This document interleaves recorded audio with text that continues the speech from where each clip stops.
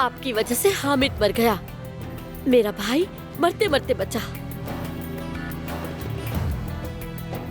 अदनान भाई जेल पहुंच गए। आप सबको ही मुबारक हो। सोहा, क्या हुआ? सिर्फ यही नहीं, आपने हमें अजाब में डाला है। बयान ऐसे करे जैसे कोई अच्छा काम किया हो।